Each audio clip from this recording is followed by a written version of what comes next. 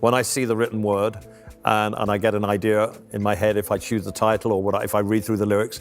He dressed like a rock god, but didn't worship them all. In this video, 12 rock bands Elton John publicly slammed. They want their own act. They don't want Elton. They want my piano playing, but they don't want the typical Elton. We reveal the savage quotes, hidden feuds, and icy rejections behind Elton's most brutal takedowns.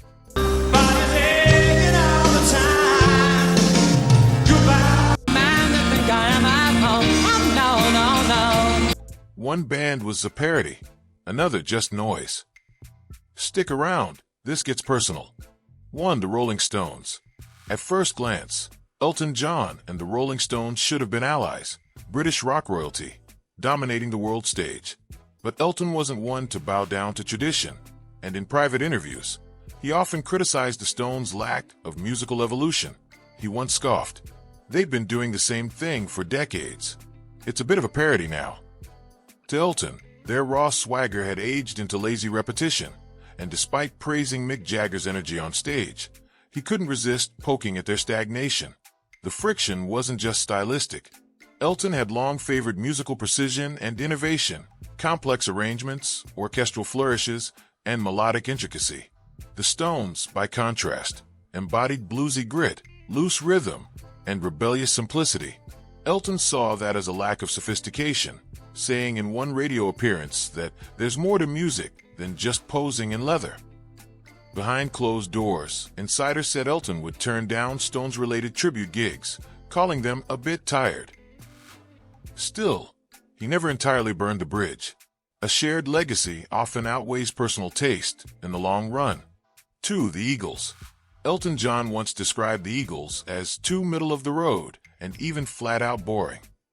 While the California band was busy crafting sun-drenched harmonies and slow-burning classics like Hotel California, Elton was diving into flamboyant performances and genre-defying ballads. The Eagles, to Elton, were just safe. Too safe.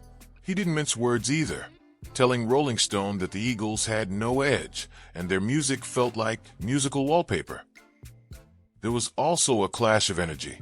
Elton thrives on camp, spectacle, and emotion. The Eagles preferred tight, controlled studio perfection. That contrast made them the antithesis of everything Elton loved about live music. "They make great records, I'll give them that," Elton conceded once. "But I couldn't tell if they were asleep or just pretending." What truly irked him was their cultural dominance in the 70s. While he was pushing musical boundaries, they were sitting at the top of the charts with what he viewed as overly sanitized content. The thought of Desperado being mentioned in the same breath as Goodbye Yellow Brick Road probably made his skin crawl. 3. Queen pre-Freddie friendship. Before their iconic friendship took shape, Elton John had serious doubts about Queen. In their early days, he reportedly found them pretentious and over the top. Ironically, the same traits people often use to describe him. Freddie Mercury's operatic approach and theatrical flair struck Elton as forced at first, not yet grounded in the authentic confidence Mercury would later radiate. He allegedly called Queen a bit silly after seeing one of their first performances. But this early disdain had more to do with showmanship envy than malice. Elton saw reflections of himself in Queen's aesthetic, but wasn't ready to admit it. And as Queen gained popularity with tracks like Bohemian Rhapsody, Elton couldn't help but notice their ability to blend camp with substance, something he felt he had pioneered. The turning point came when Elton and Freddie bonded at a party in the late 70s. From there, they built one of rock's most legendary friendships, full of biting wit and deep emotional connection. Elton later admitted he had been completely wrong about Queen and praised Freddie as the greatest showman to ever live. For Led Zeppelin's brute force masculinity and blues rock dominance never sat right with Elton John. While he appreciated raw talent, he viewed their music as just noise with a six-pack, once joking that Zeppelin albums felt like a rugby match inside your head. In fact, he famously declined to perform with Robert Plant during a proposed one-off benefit, citing creative differences, a phrase often used to politely mask contempt. At its core, Elton's distaste was rooted in aesthetic philosophy. He believed music should evoke emotion, vulnerability, and a bit of theatrical magic. Zeppelin, by contrast, leaned into bombast, mysticism, and testosterone-driven rock. Elton reportedly said Jimmy Page was incredible, but the band as a whole lacked soul. There's also a class tension buried in the feud. Elton came up through classical training and art school finesse, while Zeppelin embodied working-class grit. He wasn't against heavy rock. He just thought Zeppelin's version of it lacked nuance. Elton preferred Bowie's cerebral chaos, or Queen's glam metal hybrid. 5. The Sex Pistols. If Elton John was royalty, then the Sex Pistols were anarchists throwing bricks at the palace gates, and Elton hated every second of it. He dismissed punk as tuneless rage, and the Pistols were the poster children of that era. Johnny Rotten's sneer, Sid Vicious chaos, and the band's general disregard for musicality made Elton seethe. "Anyone can be angry," he once said, "but being angry in tune? That takes skill." The Pistols targeted icons, and Elton was one of them. Their sneering attitude toward establishment artists wasn't just cultural, it was personal. They mocked his image, his fashion, and his flamboyant performances, calling him part of a bloated industry they wanted to destroy. And Elton, who saw himself as a builder of art, not a corporate puppet, took offense. The real divide was creative philosophy. Elton spent hours obsessing over melodies, harmonies, and lyrics. The Pistols saw that as irrelevant. It was rebellion for rebellion's sake.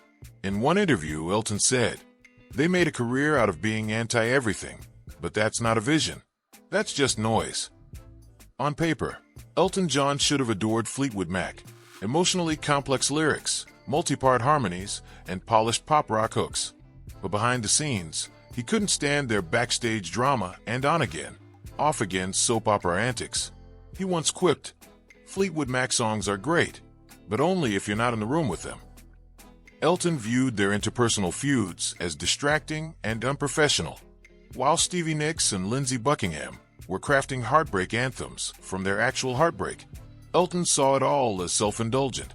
To him, artists had a duty to protect the audience from the mess, not parade it for ticket sales. "It's like watching therapy on vinyl," he remarked during one radio special. Even musically, he had his critiques. He found some of their arrangements a bit hollow and too obsessed with atmosphere over depth. He respected Christine McVie's songwriting, but felt the band often leaned into style over soul. Despite this, he did collaborate with members later, but only when they weren't functioning as Fleetwood Mac. That speaks volumes. 7. Kiss. Few bands matched Elton John's theatricality, like Kiss. But instead of bonding over glitter and pyrotechnics, Elton saw the band as a gimmick wrapped in grease paint. He once joked, "Kiss is what happens when you give a garage band a Halloween budget." Ouch. For Elton, the issue wasn't the spectacle. It was the lack of substance underneath. Where he used theatrics to elevate songwriting, he believed Kiss used makeup to distract from musical mediocrity. "They're more merchandise than music," he said in an interview. And he wasn't wrong. Kiss branded coffins, anyone? He also didn't appreciate their heavy-handed masculinity. Gene Simmons' swagger and Paul Stanley's rock god persona clashed with Elton's vision of artistry as sensitive, expressive, and boundary-pushing. Elton didn't just want to shock. He wanted to connect. He felt Kiss was missing that emotional core. Perhaps the final nail? Kiss never got a real endorsement from Elton, even when glam was back in vogue. He collaborated with far younger artists, but never the face-painted giants of arena rock. 8. Radiohead. In the 90s, when critics fawned over Radiohead's experimental genius, Elton John stood apart. He respected their ambition, but found their demeanor insufferable. "They act like they invented sadness," he quipped in a now legendary backstage conversation. Tom York's haunting delivery and opaque lyrics didn't impress Elton. In fact, they irritated him. He viewed Radiohead as willfully obscure, using abstraction as a veil for emotional distance. Elton believed in clarity and connection. Even his darkest ballads felt open-armed. Radiohead, he felt, stood cold and aloof behind layers of soundscapes and irony. "They're like a black-and-white film you're told you should enjoy," he once told a friend. "But you just end up feeling cold." And don't even get him started on interviews. Radiohead's distaste for fame clashed with Elton's deep belief in the audience-performer relationship. He once mocked their public image, saying, They wear misery like a badge of honor. 9. The Doors. Elton John didn't mince words when it came to Jim Morrison and the Doors. Style over substance, he once said. While the world was mesmerized by Morrison's leather pants and trance-like poetry, Elton saw a band skating by on mystique rather than musical depth. He admired some of Ray Manzarek's keyboard work, but said the band as a whole felt like a college philosophy major set to music. What irked Elton most was the blind reverence fans had for Morrison, whom he called a mess that people romanticized. Elton believed in celebrating emotional vulnerability, not chaos packaged as profundity. He once quipped that Morrison mumbled more than he sang and seemed high on his own mythology. And despite their psychedelic appeal, Elton found the band sound sloppy and lacking in real complexity. Where the Doors embraced mood and minimalism, Elton thrived on tight arrangements and melodic innovation. The idea that Light My Fire was revered as groundbreaking baffled him. It's just repetition with drama draped over it, he said in one biting take. 10. Oasis. If there was ever a feud built for headlines, it was Elton John versus Oasis. While he initially supported the band's rise in the 90s Britpop scene, that goodwill quickly evaporated when the Gallagher brothers began running their mouths. Noel called Elton irrelevant, and Liam, he dismissed him as a piano man for your nan. Elton, never shy, hit back harder. They act like they invented attitude, he said, but it's just second-hand swagger. He criticized their lack of innovation and accused them of recycling Beatles riffs with none of the originality. They write the same song over and over and shout it louder each time, he added. But it wasn't just the music, it was the ego. Elton believed musicians should grow, collaborate, and give back. The Gallaghers thrived on arrogance. Elton called them a parody of rock stars and frequently mocked their inability to get along, comparing them to children fighting over crayons. Years later, tensions cooled, but the sting of that era remained. Elton never gave Oasis the nod many of their peers enjoyed, and that silence spoke volumes. 11. The Beatles. This one's controversial. Elton John, despite his admiration for John Lennon, once revealed he wasn't a huge fan of early Beatles. To many, that's musical blasphemy. But Elton's critique wasn't of the band's talent. It was their early simplicity. She Loves You and Love Me Do just didn't resonate with a guy who'd grown up on soul, gospel, and classical fusion. Elton found their initial wave of pop tunes too saccharine and formulaic. He respected the cultural phenomenon, but admitted they didn't move him emotionally until Rubber Soul and Revolver. They became brilliant once they started thinking deeper, he said. Before that, it was just catchy jingles. Even stylistically, he felt the early Beatles played it too safe. Matching suits, mop haircuts, and all that clean-cut charm. Elton found it stifling. He believed music should be daring, not digestible.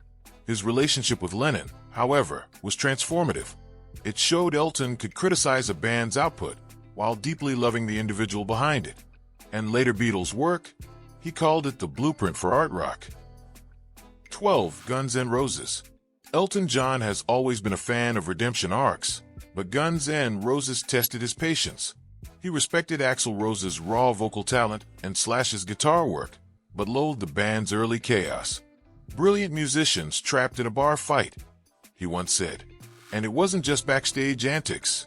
He found their lyrics juvenile and their worldview immature. Where Elton leaned into emotional openness and musical sophistication, GNR thrived on aggression and sleaze. Welcome to the Jungle was iconic, but Elton questioned what it stood for. Are we celebrating dysfunction now? He once asked in a BBC interview. He also took issue with Axl's homophobic and racist lyrics in early albums. He even turned down an invitation to collaborate with Slash in the early 2000s, reportedly due to unresolved tensions about the band's past. Still, Elton did perform at Axl's request during Freddie Mercury's tribute concert, one of the rare times he offered grace, believing in the bigger picture. Elton John never played it safe, on stage, in interviews, or with his opinions. His feuds weren't just about personal taste. They revealed what he valued most in music: authenticity, innovation, and emotional depth. Whether he was throwing shade at punk rebels, glam gods, or indie icons, Elton's critiques always came with purpose. Love him or loathe him, you can't deny one thing. He said what everyone else was too scared to say. And if you thought this list was explosive, just wait until you hear which pop stars he absolutely couldn't stand. That story's coming soon.